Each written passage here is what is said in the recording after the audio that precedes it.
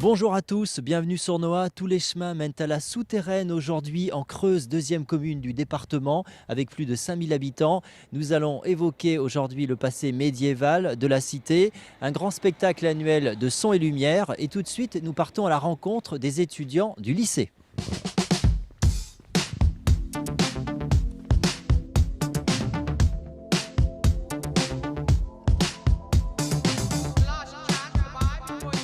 Une particularité ici, la présence d'un pôle supérieur de design au sein de ce lycée Raymond Lévy. Alors avec nous pour en parler, Evelyne Dourel, vous êtes enseignante ici. Ces élèves aujourd'hui, ils travaillent sur quoi ?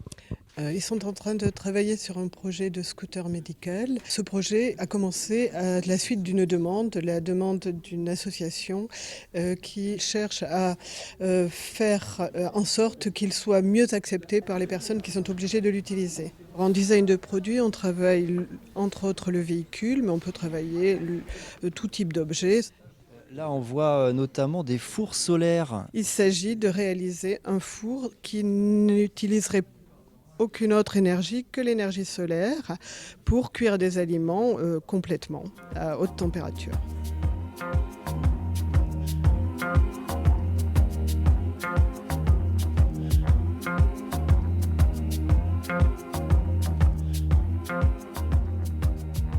Nous allons voir le patrimoine de cette commune avec Françoise de Bernard.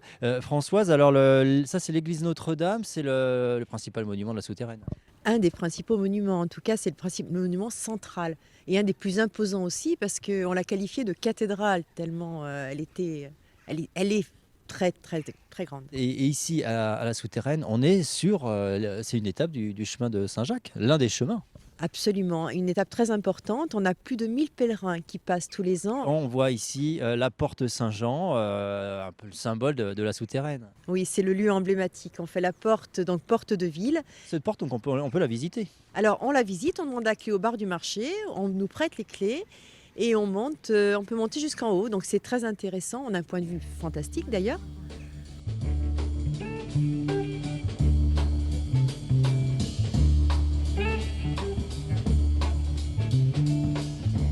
On est là dans une vraie caverne d'Ali Baba avec tout un tas de costumes, de chapeaux, pour parler d'une fresque historique qui a lieu tous les ans ici à Bridier, près de la souterraine, avec nous, Jean-Noël Pinault. Vous êtes le metteur en scène de cette fresque historique, c'est un grand son et lumière, un grand spectacle. Tous les ans, vous changez de thème. Cette année, qu'est-ce que vous allez parler de quoi ? Et là, nous attaquons cette année une époque historique que nous n'avons jamais traitée, c'est-à-dire la deuxième moitié du XVIIIe siècle.